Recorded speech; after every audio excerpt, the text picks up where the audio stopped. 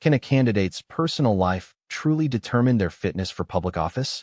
We're talking about a tight race in Maine, one that was supposed to be a clear battle between established Republican power and a surging Democratic challenger. But now, the entire election is being overshadowed by a bombshell report detailing explicit text messages sent by the Democratic candidate, Graham Plattner, to multiple women after he was married. This isn't just a minor misstep. It's a revelation that strikes at the core of trust and marital fidelity, and it's playing out on the national political stage. Before we dive into the messy details, if you want to stay on top of everything happening in U.S. politics, hit that subscribe button right now and leave a like. It really helps this channel grow and allows us to bring you the in-depth analysis you expect.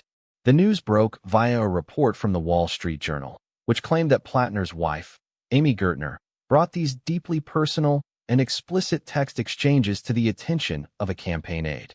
This happened as Plattner, an oyster farmer and veteran who served in Afghanistan and Iraq, launched his bid to unseat Republican U.S. Son. Susan Collins.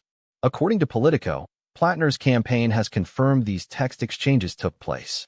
Gertner reportedly discovered the messages months after the couple married in 2024. The aide, however, apparently decided at the time that it was a private matter between the couple, and the revelation was made before Plattner held a campaign rally that was even supported by Senator Bernie Sanders. Gertner, in a statement to the Journal, expressed her deep hurt and betrayal. She confided personal details about her marriage to someone she considered a friend, only to see that information allegedly spread as malicious gossip. She lamented, "I trusted this person with the most private chapter of our lives the early days of our marriage before any campaign was on our mind, and I am deeply hurt by her betrayal and the invasion of our privacy." But here's where it gets complicated. Gertner also made a powerful statement about her marriage's current state. She said, "I know who Graham is. I know the man I married and the husband he has been to me on the best and the worst days of my life. That hasn't changed, and it won't." She detailed the difficult work they put into their marriage, including counseling and honest conversations, and declared their union is stronger than ever before. This presents a stark contrast: the public revelation of intimate, potentially damaging texts versus a wife's public declaration of marital strength and enduring love. This isn't the first time Graham Plattner's online past has come back to haunt him. We've seen reports of crude takes on Latin American hookers, discussions of cheating abroad, and even a since-removed tattoo that bore a resemblance to a Nazi symbol. He also faced backlash for controversial Reddit posts that appeared to minimize sexual assault, made crude remarks about masturbation, and a deleted post where he claimed a wounded soldier didn't deserve to live. These prior controversies, coupled with the current text message scandal, paint a picture of a candidate with a deeply troubled and, frankly, alarming online history. Despite this litany of issues, Plattner has been polling surprisingly well. A recent poll from the University of New Hampshire showed him holding a significant 51-42 lead over his opponent. He's considered the presumptive Democratic nominee after Maine Governor Janet Mills dropped out of the race earlier this year. Now, what does this all mean?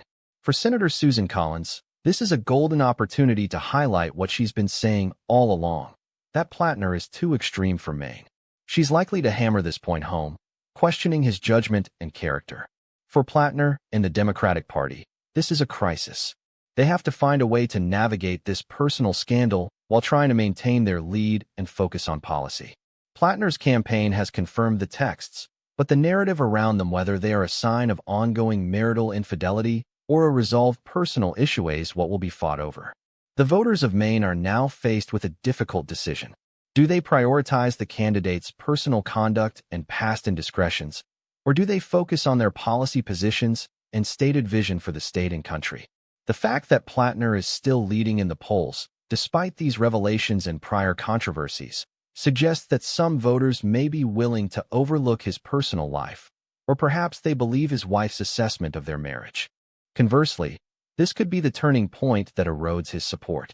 It's a delicate balance between public scrutiny and private matters, and it's something that could dramatically alter the outcome of this Senate race. Even prominent Democrats like Representative Ro Khanna are reiterating their support, praising Plattner's character and vision, which adds another layer of complexity to the party's response. So what do you think about this? Does a candidate's personal life, especially when their spouse says the marriage is strong, matter more than their policy platform?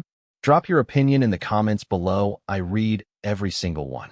This story is far from over, and it's a stark reminder that in politics, no detail is ever truly buried. We will continue to follow this race closely.